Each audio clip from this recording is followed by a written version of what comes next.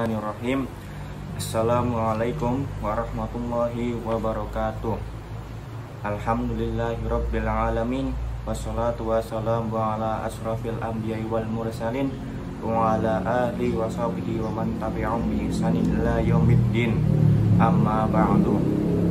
Puji syukur atas kehadirat Allah Subhanahu wa taala yang telah memberikan nikmat iman, nikmat Islam, nikmat kesehatan, sehingga kita dapat kembali berjumpa dalam program Siroja, siraman rohani jelang buka.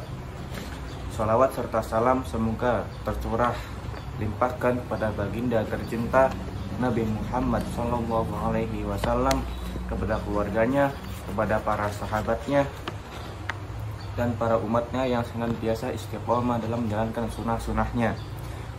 Pada kesempatan yang berbahagia ini, saya ingin menyampaikan sebuah tema kultum yang sangat kita butuhkan ilmunya di dalam bulan Ramadan ini, yaitu tentang hal-hal yang membatalkan puasa.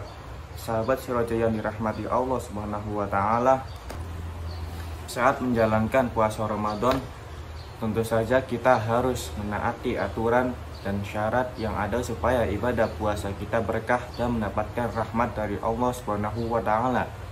Puasa Ramadan adalah ibadah yang hanya diwajibkan dalam setahun sekali, yaitu bulan Ramadan saja. Tentunya sangat disayangkan sekali jika kita puasanya tidak sempurna. Untuk itu, kita perlu menghindari dari hal-hal yang dapat membatalkan puasa agar puasa kita tetap sah. Berikut ada beberapa hal yang dianggap membatalkan ibadah puasa kita. Yang pertama, memasukkan sesuatu dengan sengaja ke dalam anggota tubuh. Macam-macam anggota tubuh yang dimaksud ialah seperti tenggorokan, lubang hidung, kedua telinga, kubul, dan dubur, seperti makan, minum, dan sebagainya. Namun jika sesuatu yang dimasukkan tanpa sengaja, lupa, atau dipaksa, maka tidak batal puasanya. Yang kedua, muntah dengan sengaja. Muntah dengan sengaja akan membatalkan puasa, baik dilakukan dengan wajar atau tidak, baik dalam keadaan darurat atau tidak, seperti dengan sengaja mencari bau yang busuk lalu diciumi hingga muntah, atau memasukkan sesuatu ke dalam mulutnya agar bisa muntah. Menurut Syekh Abi Abdillah Muhammad bin Qasim, berbeda jika muntah yang terjadi karena tidak sengaja, maka hal itu tidak membatalkan puasa kita. Hal ini dijelaskan dalam sabda Rasulullah SAW, yaitu orang yang muntah tidak perlu mengqadha, tetapi orang yang sengaja muntah wajib mengqadha. Hadis riwayat Abu Daud, Tirmizi, Ibnu Majah, Ibnu Hibban, dan Al-Hakim. Dan yang ketiga yaitu melakukan hubungan intim suami istri pada siang hari saat berpuasa. Dan bagi seorang yang melakukan hal tersebut pada siang hari di bulan Ramadan dikenai dua hukuman: mengqadha puasanya dan membayar kafarat atau denda. Kafarat atau denda yang dimaksud adalah yang pertama, memerdekakan budak atau hamba sahaya. Yang kedua, puasa selama 2 bulan berturut-turut. Yang ketiga, memberikan makan kepada 60 fakir miskin. Atau yang keempat, dengan syarat makanan yang bisa digunakan untuk zakat fitrah.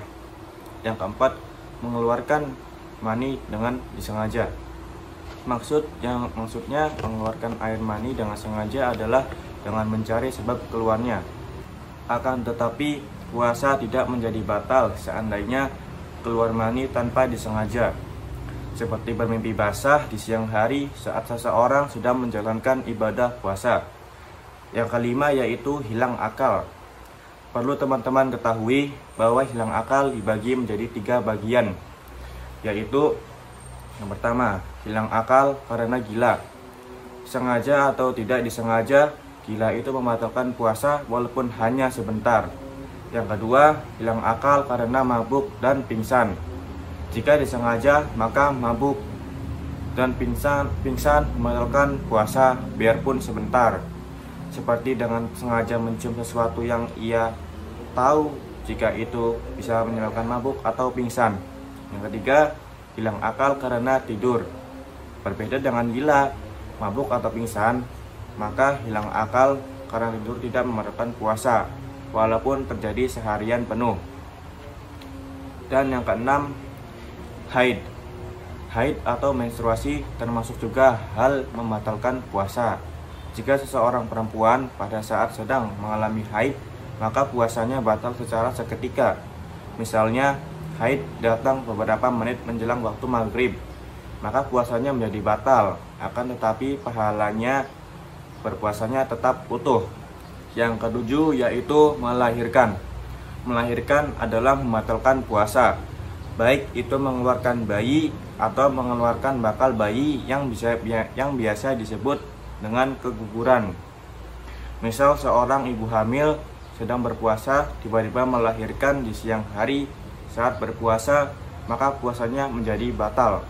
Yang kedelapan, nifas. Nifas adalah darah yang keluar saat melahirkan. Nifas juga membatalkan puasa. Misalnya ada orang melahirkan, ternyata setelah melahirkan tidak langsung keluar darah. Nifas. Karena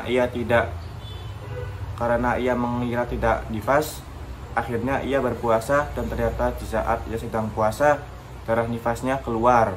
Maka saat itu puasanya menjadi batal. Yang kesembilan yaitu murtad. Murtad atau keluar dari Islam membatalkan puasa. Misalnya ada orang yang berpuasa, tiba-tiba ia berkata bahwa ia tidak percaya kalau Nabi Muhammad SAW adalah seorang nabi, atau ada orang yang sedang berpuasa tiba-tiba menyembah berhala, maka puasanya menjadi batal. Demikianlah hal-hal yang dapat membatalkan puasa. Dengan mengetahui hal-hal yang membatalkan puasa ini, kita bisa menjadi lebih baik dan kita wajib menghindari hal-hal yang membatalkan puasa. Sahabat Sirojah yang berbahagia, demikianlah yang dapat saya sampaikan. Semoga dapat memberi manfaat dan kebaikan bagi diri saya sendiri dan teman-teman Sirojah sekalian. Tentunya kesempurnaan hanya milik Allah Subhanahu wa Ta'ala semata. Karena itu saya memohon maaf jika ada yang kurang berkenan.